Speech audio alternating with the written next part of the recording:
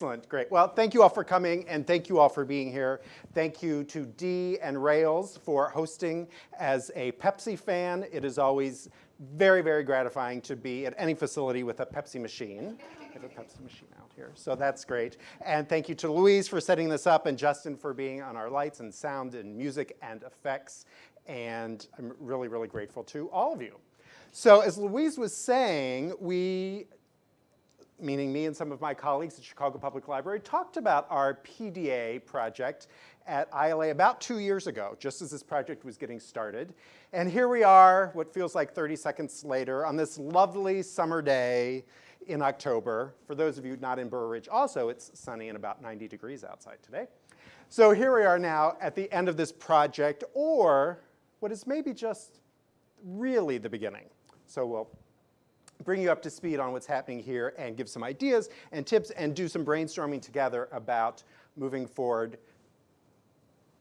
for the patrons and with the patrons and by the patrons.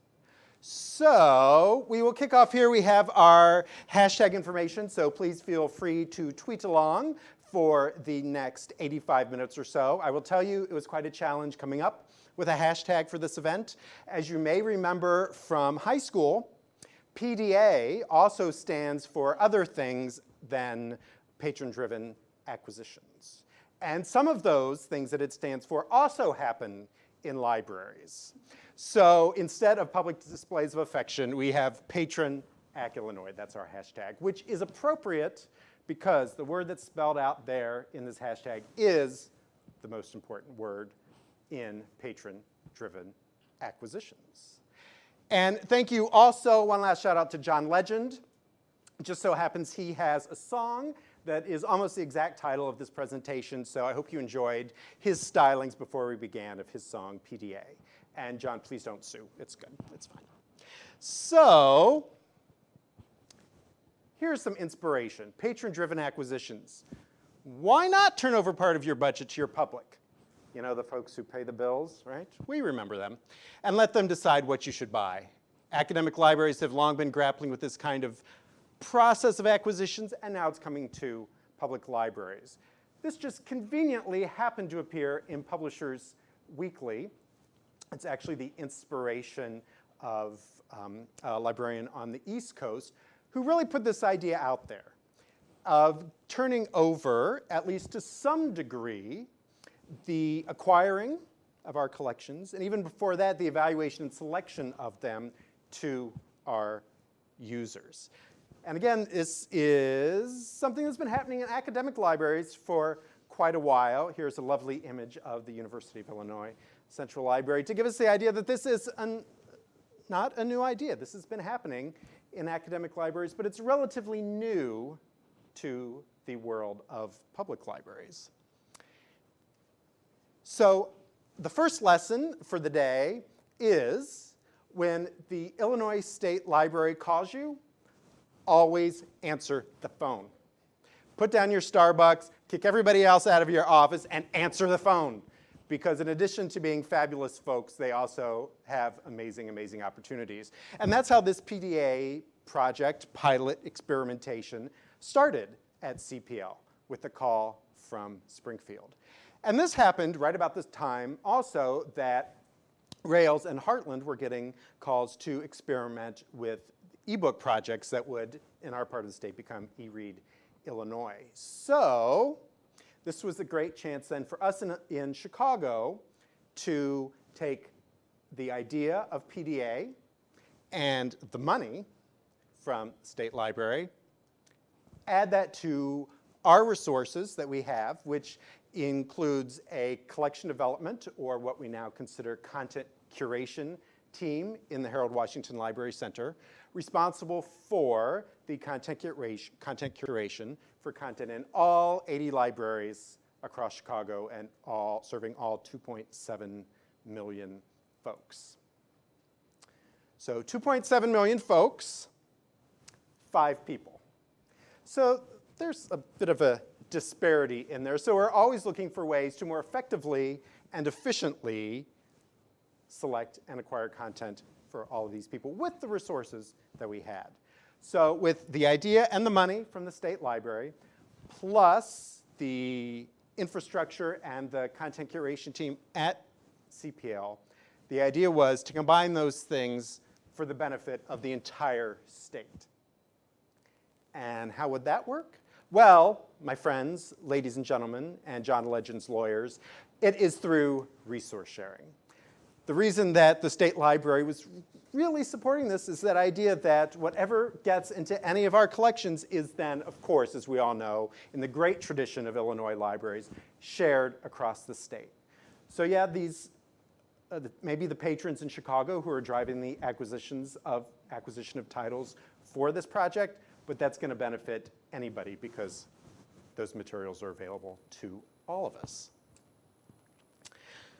So, of course, at the end of the phone call, they said, well, and you got to fill out some forms. Okay, so we accepted that fact, and here you'll see some bits from our formal application for this proposal of generous funds to give you an idea of what kind of structure we were looking at, how we were really looking at the very specific goal of this project for patron-driven acquisitions. And the idea really is to evaluate it. It was a pilot. I've said that word a couple times already. It really was a pilot to see how this method of patron engagement can benefit, yes, that original collection at CPL, yes, the resource sharing and interlibrary loan that comes from that, but then also experiences like this where we can share the ideas and maybe find a way for this to work in many, many other libraries across the state. And we realize that this will really provide those titles that we may not have had in any other way, shape, or form, and I will soon tell you how we went about doing it. Now, this is not to say that we didn't listen to our patrons before. You say, well, patron-driven acquisitions, what? Of course, we've always been listening to our patrons, and as have we all, and including their requests and their demands into what we were purchasing. So that concept is not new at all. We, of course, as most of us do, we have on our website a wonderful, handy-dandy e-form where folks can contribute their ideas and their requests for material for us to purchase. That's always been there. It will continue to be there, and we will very definitely listen to those and consider those, in addition to the requests that we get across the desk or in the stacks all the time. So the grant itself was $300,000 or 2 years, whichever came first. And I'm happy to report that on the day that the final report was submitted to the State Library in July, we had spent all of it except for 57 cents. I worked really, really hard for that last 57 cents, and I have promised Jesse White that I will give him a Pepsi in return for that, in the value of that 57 cents. So it's all good. It all worked out. But this was what we started with.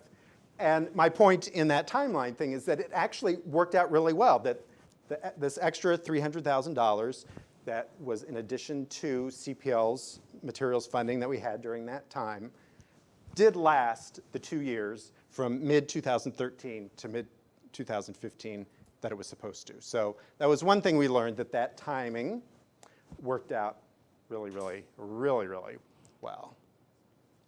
Well, of course, all of this, we've got the time, we've got the money, we've got the goals, and now it's time for a plan. So we looked at what academic libraries have been doing, what can we learn from their experience over the decades and decades and centuries that they have been doing patron-driven acquisitions. We looked at the systems that we had in place at CPL, whether that's our internal library organization and structure, or the procurement and contracting rules of the bigger city of Chicago, so in the context in which we're working. We put all that together and thought, here's how we're going to try this. What we did was we worked with our materials vendor, Ingram, to develop profiles of content that we were interested in because we believed there was potential interest in these materials from our patrons. And we had Ingram, on a regular basis, create lists of materials that met that profile, and we preloaded all of those into our OPAC. And then, with those materials in the OPAC as on-order records, meaning that's how they displayed in the catalog, the idea was that when patrons would discover that material through the discovery that they would be doing in the catalog anyway, when they saw that material and were interested in it, they would place it on hold, and that hold would drive the order of one copy of that item, and that one copy of that item would be cataloged and processed by Ingram and drop shipped to the location at which the patron wanted to pick up the item. So that's kind of the process. This is the profile. So this is the profile for adult materials. Again, we looked at materials that we thought we would like to be able to buy because we felt there was interest, but that we couldn't necessarily afford on their own. So examples of here, you see publishers. We looked at publishers that generally had more expensive titles, that had more niche interest titles, or things that we just didn't have a lot of experience with that we wanted to give a try. So you'll see on this list some academic presses, you'll see some technical presses and folks who publish in very specific niches again, or small areas of the world. And we said to start this project, take these publishers, anything that they had published in the last 2 years that we don't already have in the catalog, Ingram, please send us records for those and we'll plug them in. We also had some guidelines, just because you can go from 0 to 60 in about an nth of a second with this. We also looked at some guidelines of, we're going to start with just English materials. We're going to start with just print books. And we'll look at only things costing $60 or less. So that's what we're going to preload in to start with. And then, moving forward on a regular basis, we would like you to send us lists of the titles that the publishers on that side of the screen have put out within the last period of time. And we asked for that to be on a 5-month lag time, meaning 5 months after the title was published. Please send it to us then. And the reason for that was, if this was something that we were definitely going to select and acquire on our own, or something that already had a patron express their demand for it, then we probably would have gotten it within that first 5 months. So this will catch up on those things that we didn't have already. So please send us all of these records, and we'll load them in the catalog for patrons to discover, and if they choose, demand their acquisition. This is the adult list. This is the juvenile list or profile. And you'll see it's much, much shorter. For here, we $40. We did add Spanish as a language here. And this, by juvenile, I'm talking birth through age 18. So juvenile and YA. And you'll see it's really only 4 titles. Lots of imprints in those, but it was Capstone, Lerner, Norwood House, and Reference Point Press. And the reason this is much focused and is concentrated here is we looked at this as an opportunity to really respond to the demand for Common Core related materials. And particularly Common Core related materials that are published only in library bindings, usually in series of multiple titles, and often at prices just about almost up to $40. And the example I use here is we picked Norwood House Press because this is a great local publisher on the northwest side of Chicago, in Chicagoland, and they publish great, great stuff For example, a series of books on Major League Baseball teams.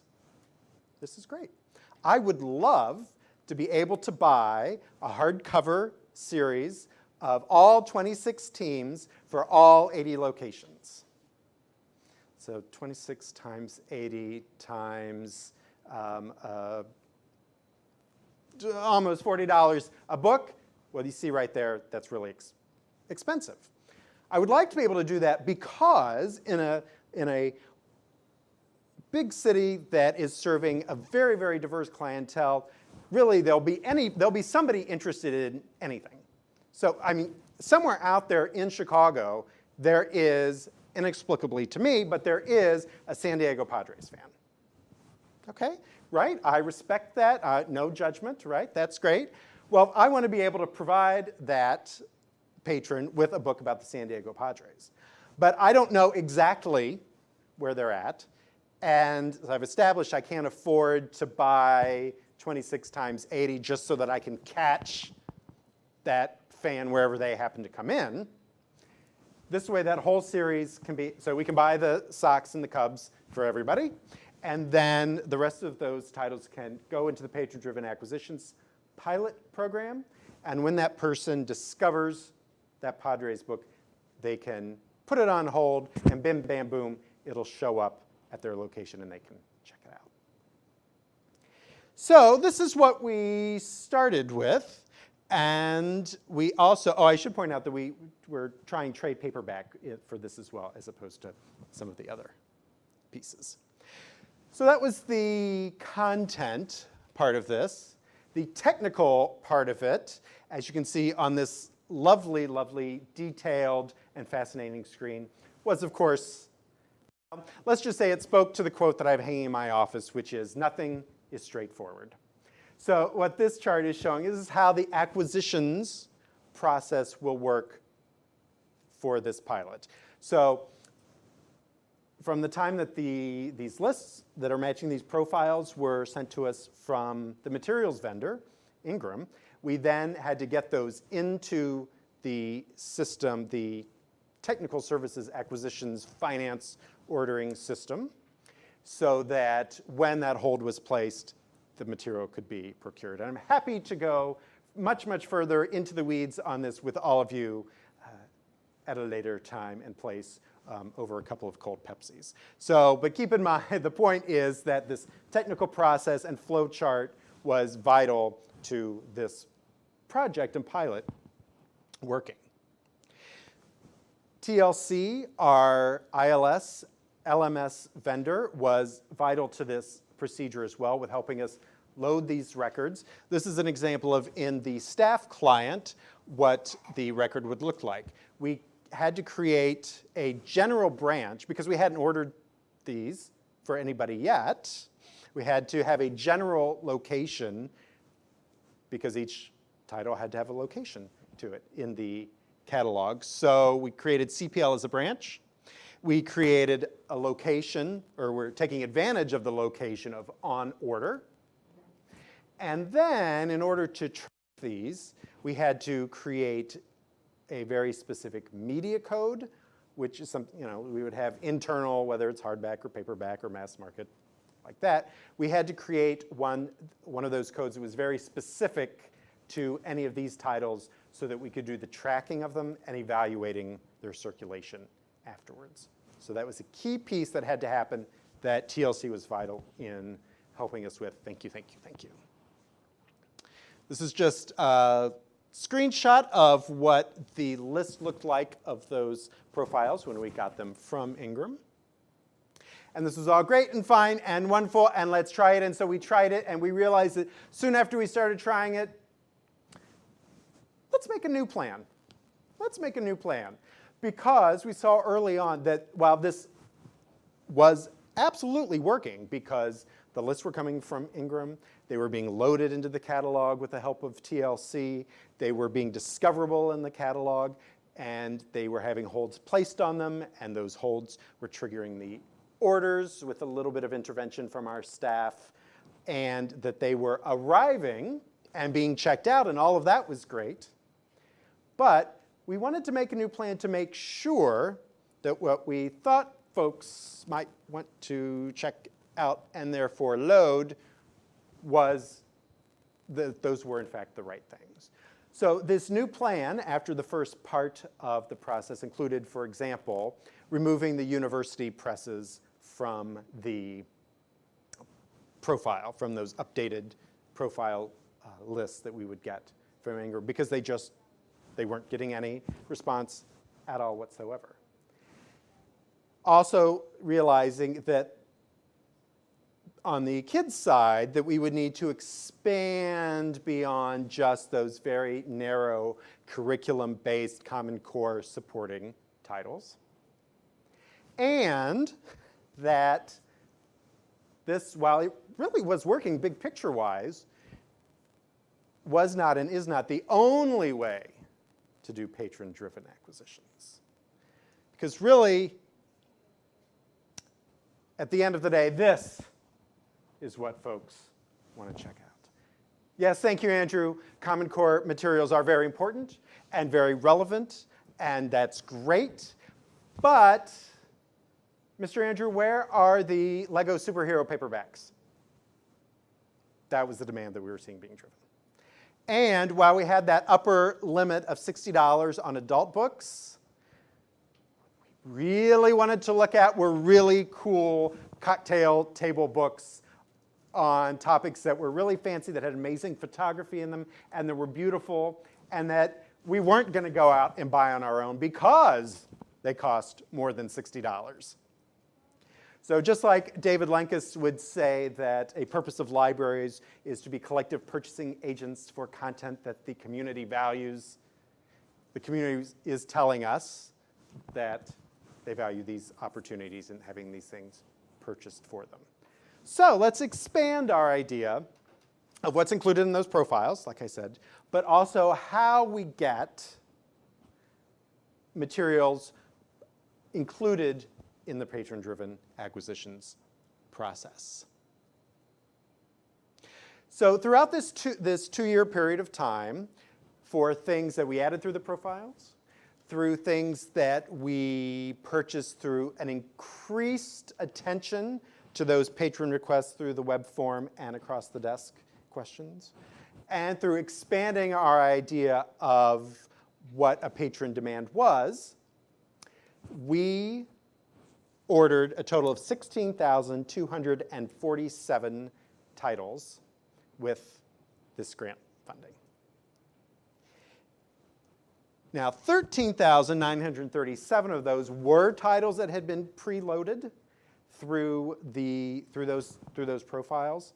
So actually, on a percentage basis, we didn't do too bad. So actually, a lot of those, most of those things that were preloaded did end up, preloaded up here, did end up getting selected and having their acquisitions demanded and driven by the patrons.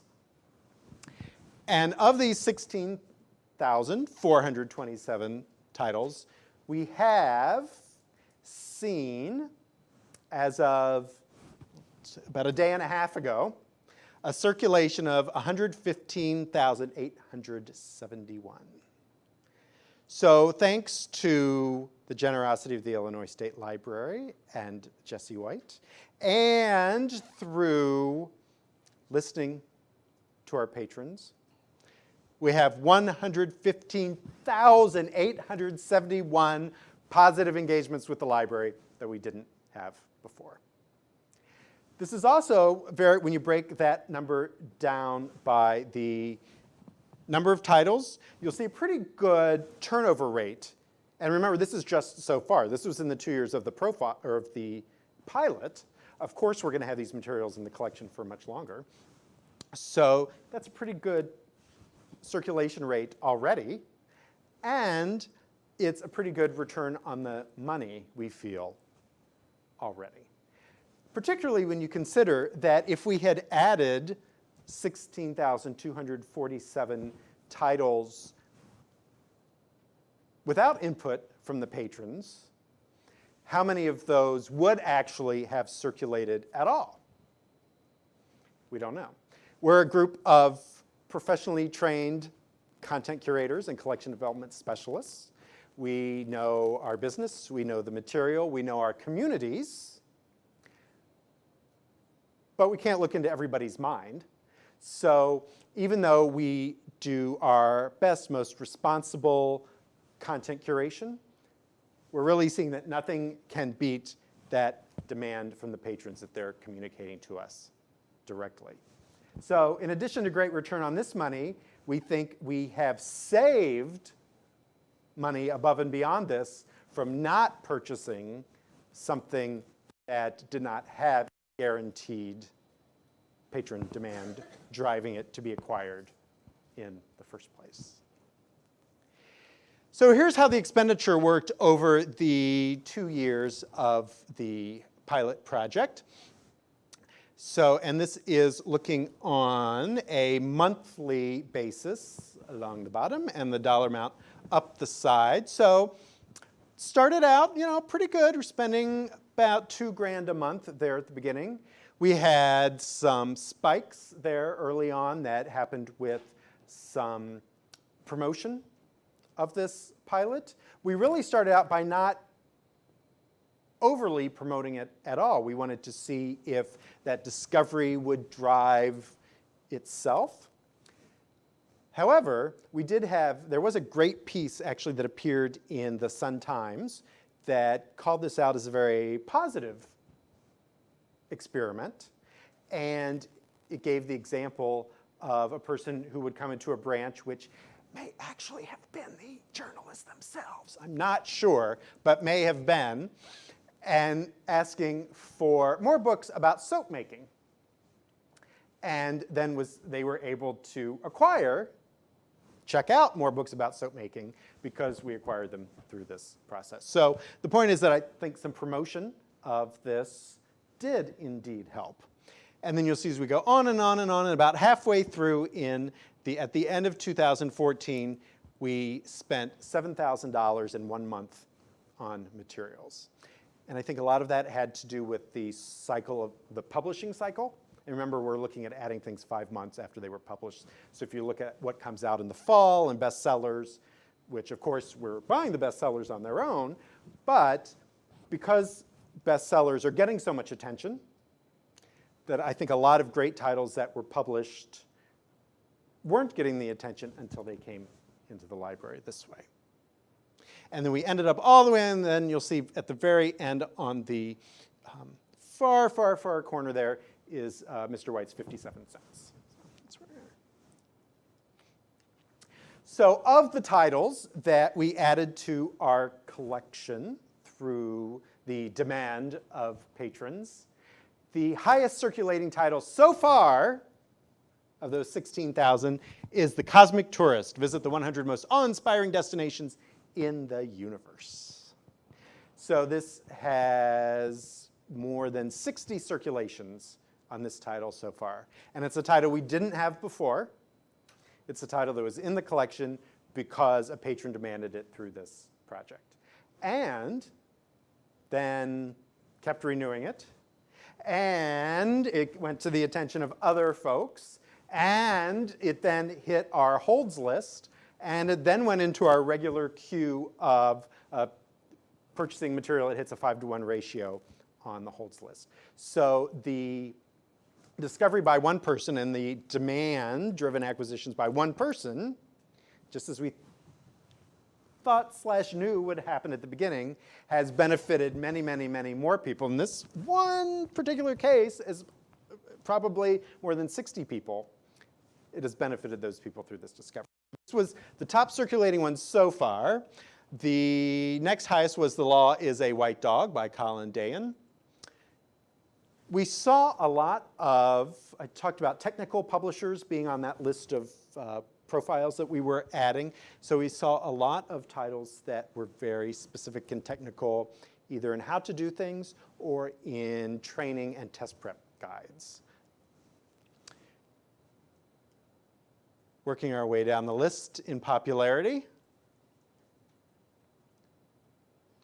And then here is the most circulated teen title that was added because of the patron-driven acquisitions project, Something Real by Heather Demetrios. And the top kids title was Howard B. Wigglebottom Learns About Courage.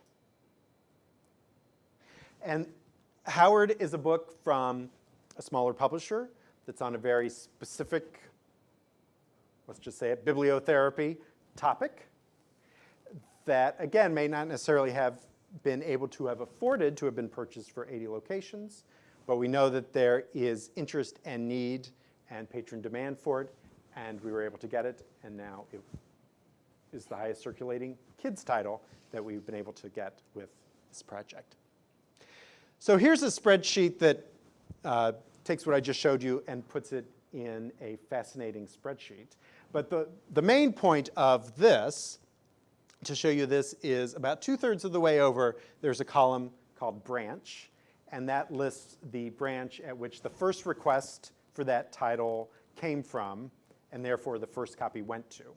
And you don't need a crash course in Chicago geography to look at this and to interpret it. But what you can see is that there are a lot of different names there.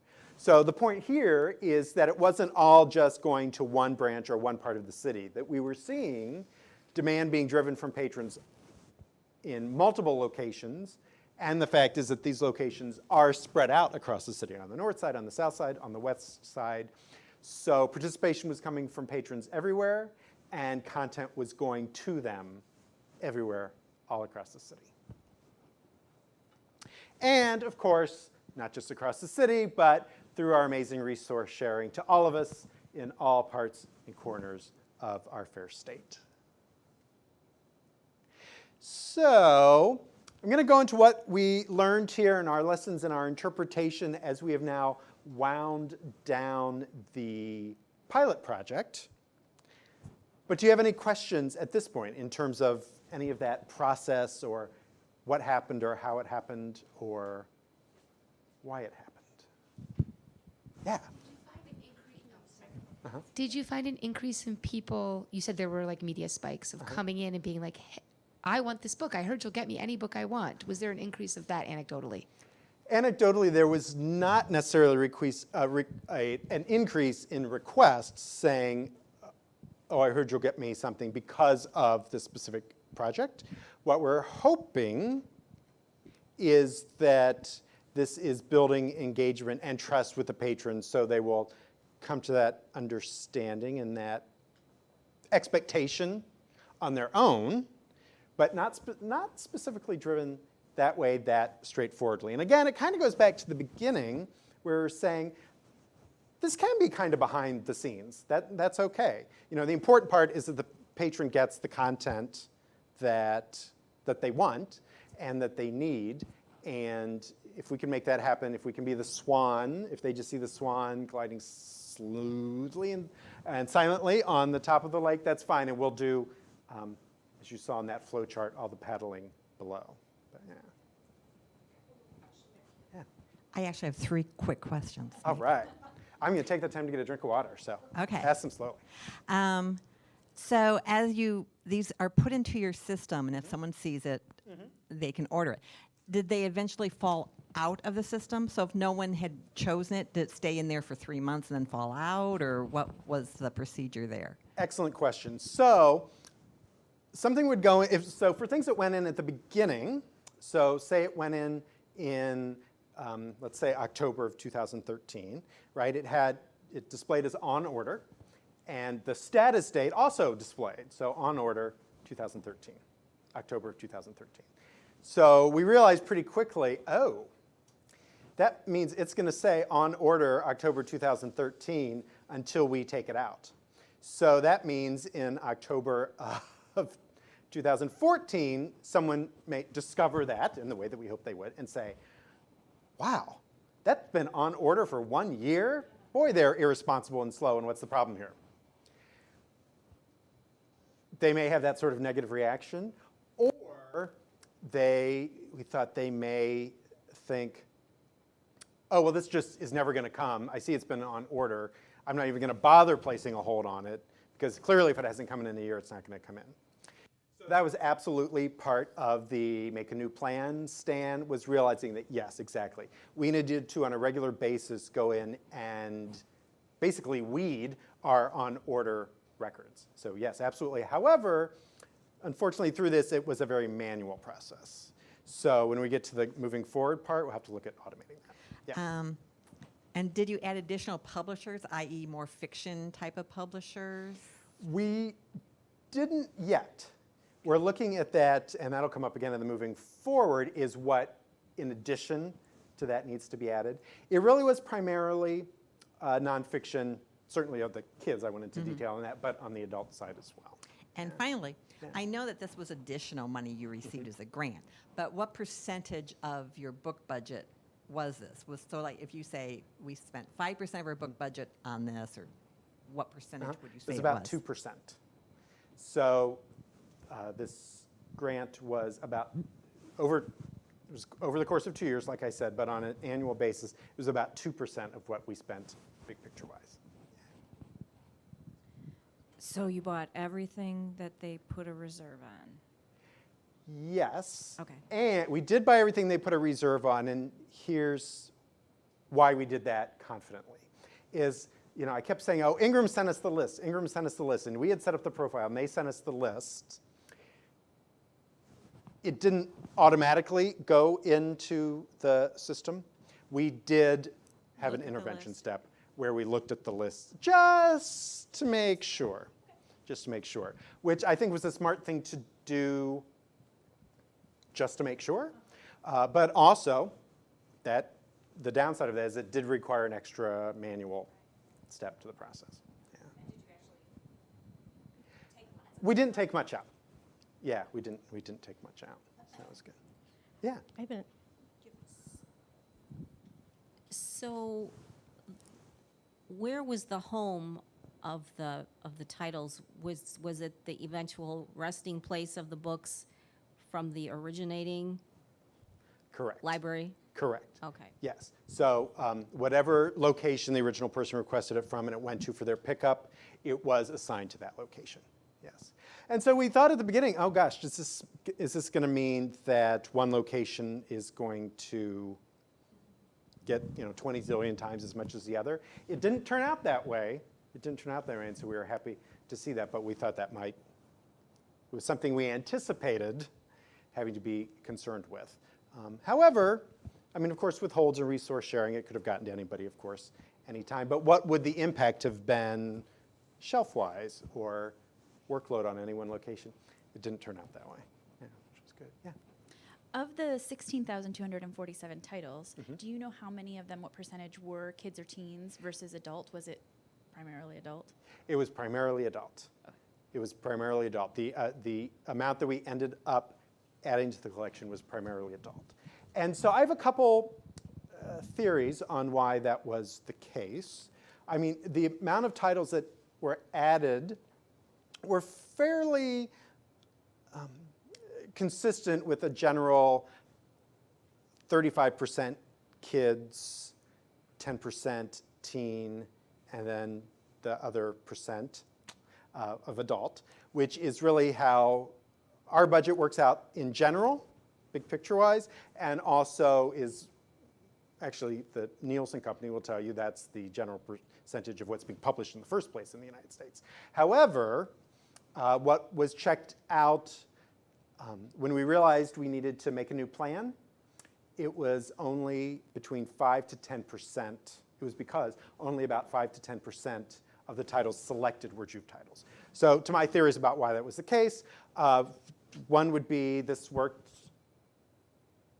the way this worked was you had to place the hold on it, right? Well, if the report's due tomorrow, you can't wait for the hold to be placed and for the report to come in. So instant gratification, one. Second being who is doing the discovery in the catalog? And is that vis-a-vis adults or teens or kids?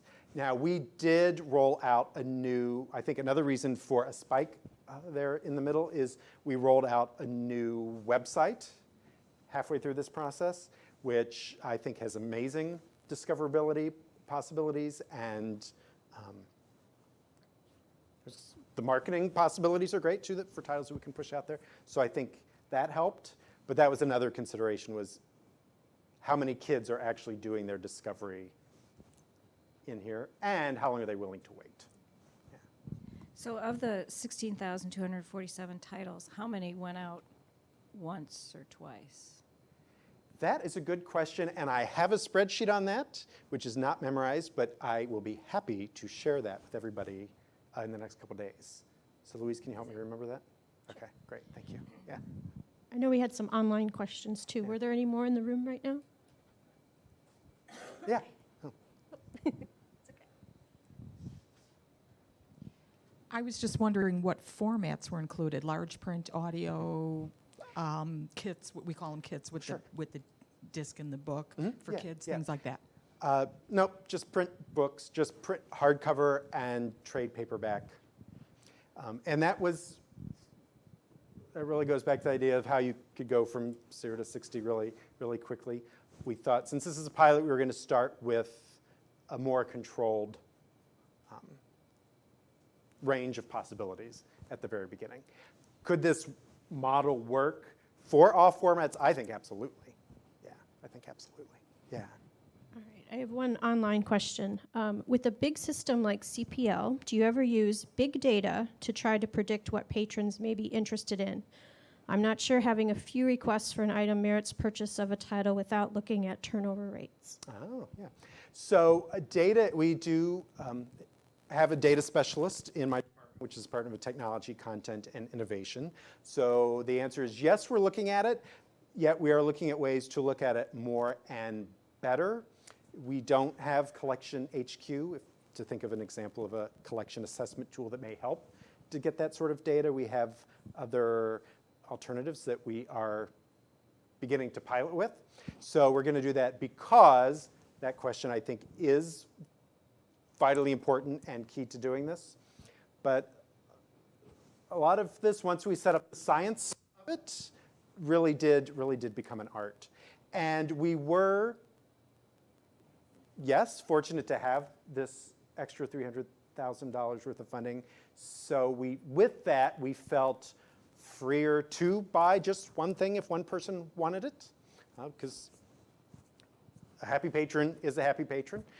However, with now that the whatever 300,000 minus 57 cents is, now that that has been spent, absolutely, we will have to be more careful and can probably consider broader applicability and appeal of titles. And actually, I'll talk a little bit about that part of it when we go into the moving forward. So, good question. Great, excellent. So what we learned, so collection impact. Okay, well the numbers kind of told you what the collection impact were. Lots and lots and lots of titles that we didn't have before, we now have. We have titles spread out across the system. That was an impact, so there was a benefit to multiple locations. And also that impact of sort of that art part of that impact of patron engagement with the collection and really feeling that they contributed themselves to building the collection at the library in their community. The staff impact, so here was two different aspects of that. Hopefully to the public service staff, it was the top part of the SWAN and that there was limited staff impact. The underbelly of the SWAN, our content curation team and our acquisitions team and our finance team, there was a lot more paddling there. There was the interaction that we did. So for example, to just take a look at the list that came from your room to make sure we really wanted everything. That was the stuff that was added that we would like to remove. We'd like to remove that impact. The weeding out of the records, that is something that had an impact that we would like to eliminate moving forward. So really the impact that we saw on this was on the centralized content curation staff. So vendor and system impact, I talked about how those fine folks who we work with contributed as well. There was very limited costs included. They were very definitely with us on board in experimenting with this, so we appreciate that. We talked about the adult, teen, and kid impact, how it was out of balance that it was weighted more heavily towards the adult side of content and why we think that may be the case.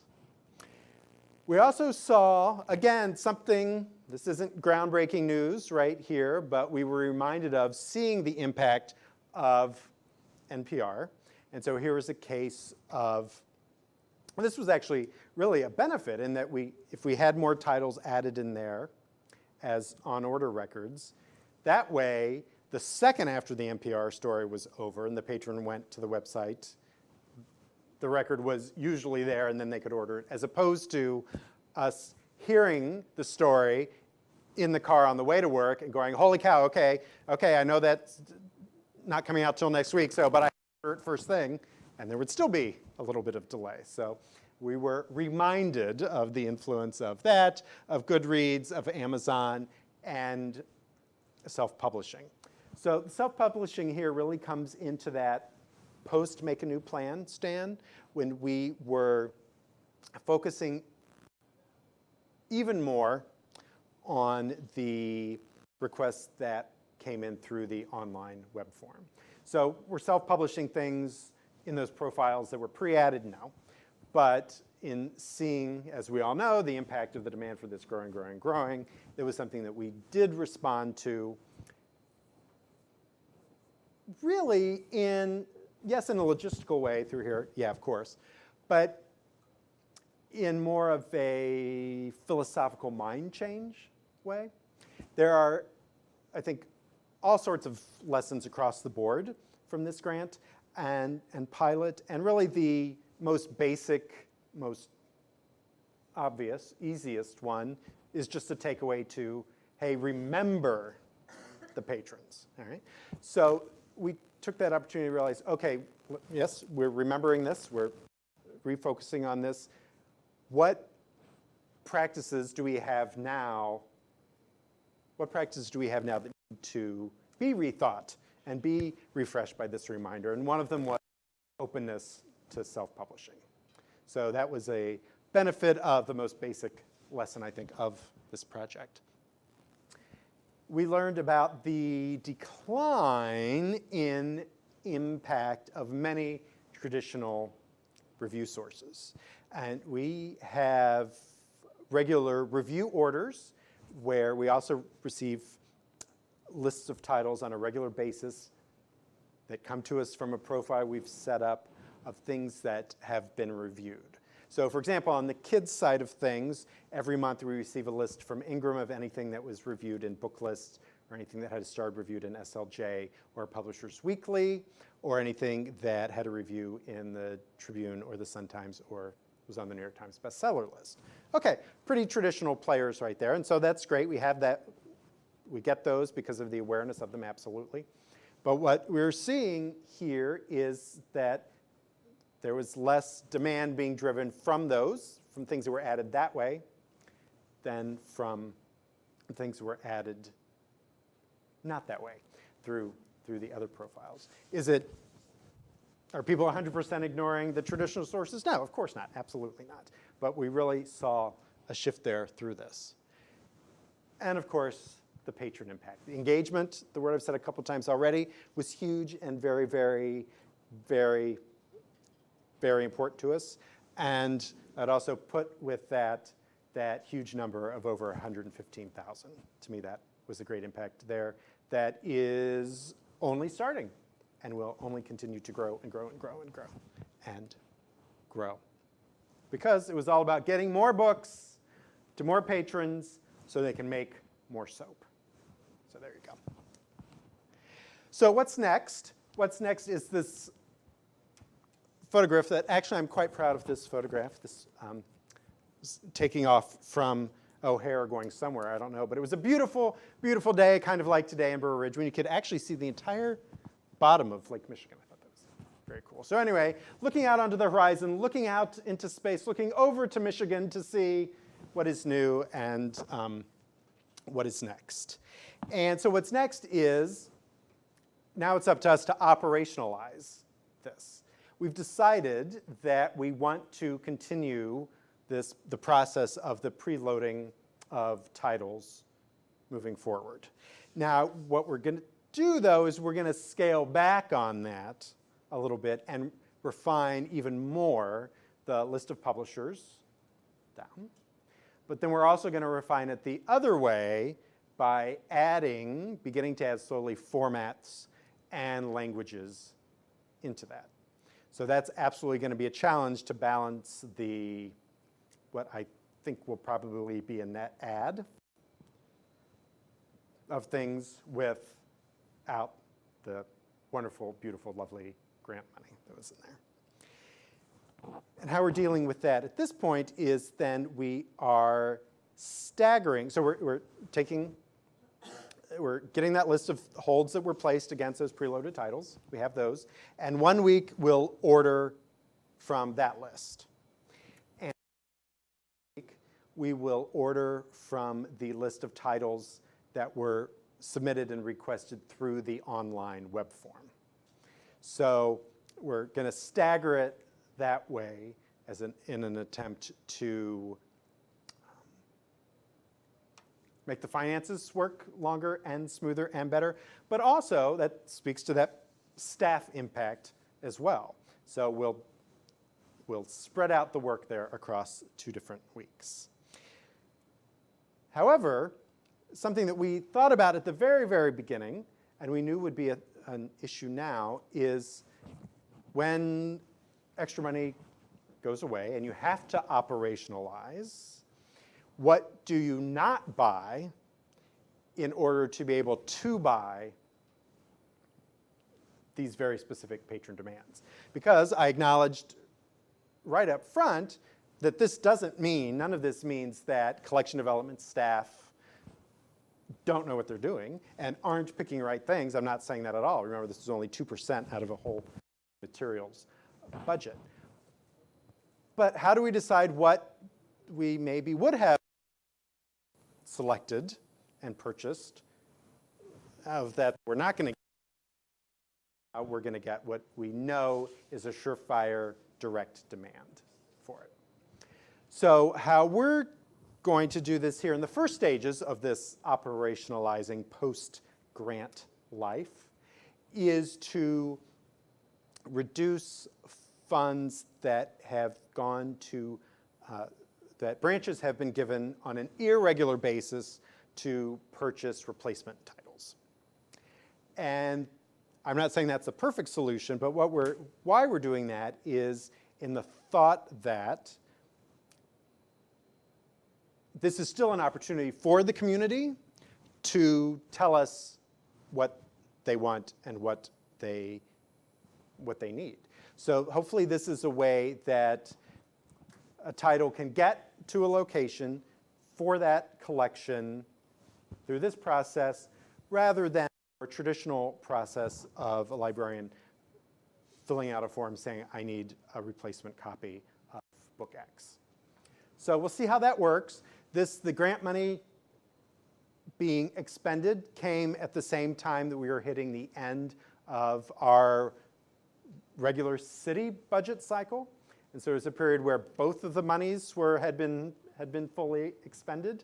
So we're really feeling our way through this, and we decided that that slight branch reduction would be a way to experiment meeting that gap. Because, again, let me be clear, we're still concerned about making sure that the folks at that branch got the material that they needed. And in fact, in that time period of less funds, of fewer funds, we realized that actually this patron-driven demand is a pretty good way to manage your budget in tight times. Because again, if you're looking at it's going to directly, what you know, absolutely, for sure, there is very specific demand for, and you'll have at least one circ out of it.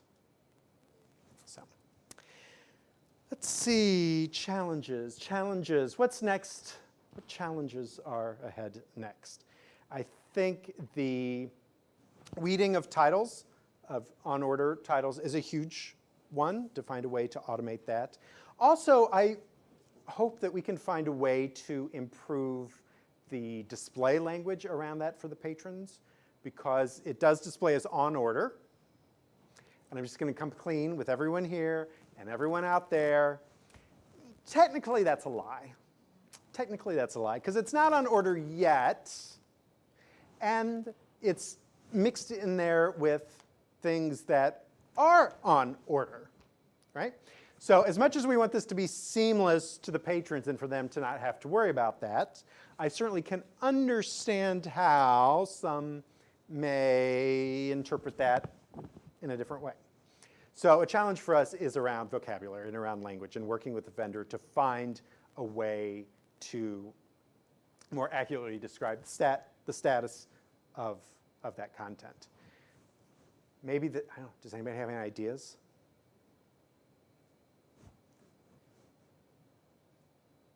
Out there? There is a character limit, of course, so I don't remember what the limit is off the top of my head, but it was certainly fewer titles than. We don't have this now, but we are very happy to get it to you as soon as you click on this button. That wouldn't work. Almost ordered. Oh, that might work. Okay, that's good. Almost ordered. Seriously, and it could be ordered. Could be ordered. Available for order. Mm-hmm. Click here to order. For a loan, you know what I mean? Ah. I think they'd still see it as available that they're ordering for the branch. Just because the way patrons use the catalog. Yeah. Well, and that's an excellent point. The patrons use in the catalog. The user experience part of this cannot be overstated, how vital that is. I don't know, are there any brilliant suggestions coming in online? We have one online that says place hold to trigger order, Ah. or another says That's good. request to order. Oh, that's good. That's good. Excellent. Okay, brilliant. Good, good, good. So that will be next, is new terminology. Thank you out there. Challenges ahead on the horizon may be, this isn't a specific one, but for us, but could be changing a vendor. So working this up, because this is less of a thing, this patron-driven acquisitions process, and is less of a thing in public libraries, and certainly this very specific procedure that we've set up as part of this pilot is specialized. This isn't necessarily a module that every ILS or LMS vendor will have, or that every materials vendor is used to working with. So it's working now. We have great partners with this. In the future, if vendors, partners were to change, that may be a process of starting again. Or when everyone here rushes out back to their library to initiate this where you work, if you have different vendors, that may be a challenge too, to work out all the kinks and get it to work slowly. Or no, not to work slowly, to work smoothly. Expanding formats and languages. I had a note I want to be sure to mention that. I'm glad it came up organically. An issue that I have there is we had Spanish titles on the kids' side in that original setup, not on the adult side. But I wonder about language barriers in the catalog, and if readers of primarily Spanish titles, or Russian or Chinese or any, are doing their discovery in the catalog. And my unscientific hunch is probably not, but how can we then respond to their needs and acquire what those patrons are driving us to get if it's not happening that way? So it is a goal to expand the languages, as I said, but how can we best do that? Is this the best format? Maybe it's shelf talkers throughout the library. Don't see what you want here. Demand the acquisition of it by asking about it. So that's a challenge that we're still looking at for how to move ahead. And then there is the, what's the word for it? Obnoxious isn't the right word. Overzealous, that's not the right word. Enthusiastic patron. right? So if we're saying if you drive demand for it, we'll get it. Well, what do you do when out of 2.7 million people, one person is asking for 20 titles a day? So there's a challenge right there as well. I had actually thought when we started this and talked about the publishers that were added to that profile list, we shared that list at ILA 2 years ago, and we mentioned it actually to the publishers anecdotally, like, oh, we're looking forward to, after we had made the decision, oh, sharing your titles through this. Anything to stop, especially if it was a local publisher, there wouldn't necessarily be anything to stop that publisher from going in and requesting all of their own titles, thereby driving a new microphone, thereby driving the purchase of said titles and profiting that specific. Thank you. Yeah, you know where I was going with that. I probably don't even need to bother to remember where I was in that sentence. You know where I was going with that. So we're happy to say that that did not appear statistically to have been the case, but it's definitely something to consider. And would you need to set up policies or practices or guidelines or anything like that around that topic? So that was definitely something to think about. So we have been out proselytizing and sharing the news about our patron-driven acquisitions experience. We have a white paper that the Association for Library Collections and Technical Services has published that walks through all that front-end stuff. That paper that's there freely available now covers the first half of this project. So all of that's set up and through the first half. And we're now crafting part deux to follow up on the second half of that and address that new plan stand and going into those statistics of the impacts a little deeper and talking about these challenges and hopefully inspiring new terminology. So that will definitely be a part of the second paper that will be coming out soon. And really, I talked about there being all kinds of lessons from this, going from the micro lesson of let this just be a reminder to all of us to focus on the demands and interests and requests of patrons, however they're coming in. This could go from all the way from there all the way up to turning over your entire collections budget to a patron-driven acquisitions model. And there's really no reason that couldn't happen. So I just hope that our experience here is helpful in giving some ideas that fall somewhere, anywhere in between that range, whether it's the micro or the macro or some point in between, since it is all about the patrons. So questions about that? Thank you so much, Andrew. I've got one question online. Yeah. How quickly does a patron get the item after placing it on hold? And does Ingram catalog or process any of these for you? Excellent question. So Ingram catalogs and processes all of them and drop ships all of them directly to the branch where the material will be living and where it will be picked up. So that's an excellent question vis-a-vis the staff impact of this.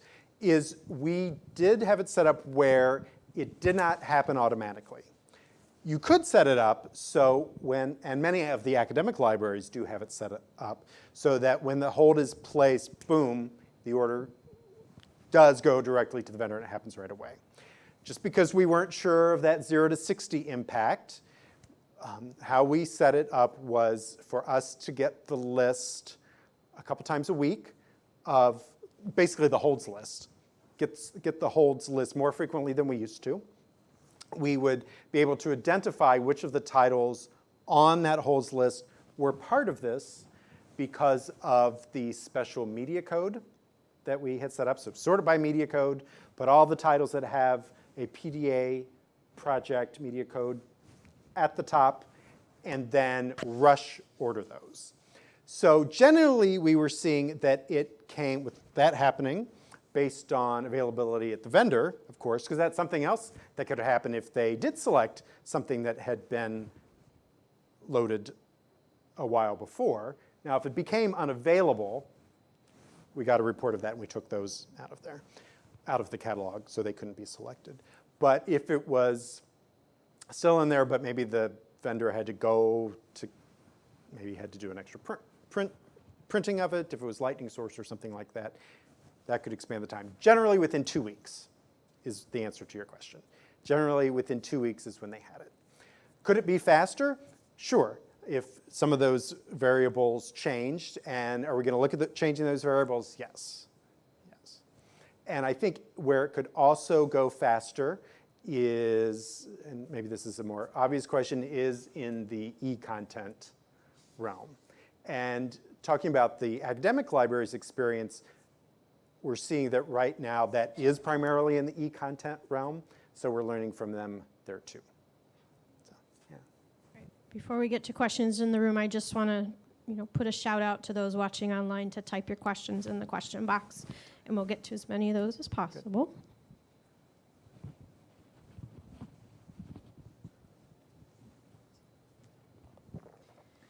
Did you survey patrons at all or talk to patrons afterwards to find out, was this book really what you wanted?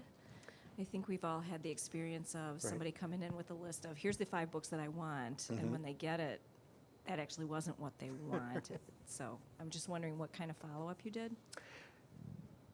No, is the short answer. And I think that's kind of commensurate with that we don't do that with the regular books in the collection to see. I would like to be able to.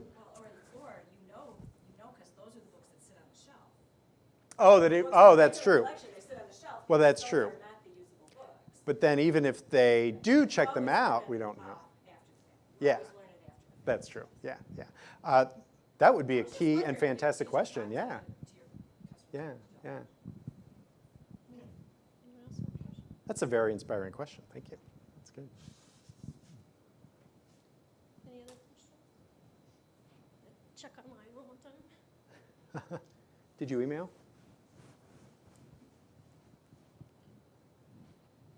I think you must have covered it, Andrew. All right. I don't see any more questions. So. Great. Well, again, I would just want to thank the Illinois State Library and Secretary White and Ann Craig and their whole team for enabling us to do this and to make 115,000 more people happy, and to encourage everyone to consider, again, remind all of ourselves that it's about the patron demand, and to encourage meeting that in any way, shape, or form that we can and are able to, whether it's one of these ideas or your own inspiration and innovation in your community. Yeah. Thank you, Andrew. Appreciate you coming out Yeah, to thanks. Rails today. Thanks. Thanks.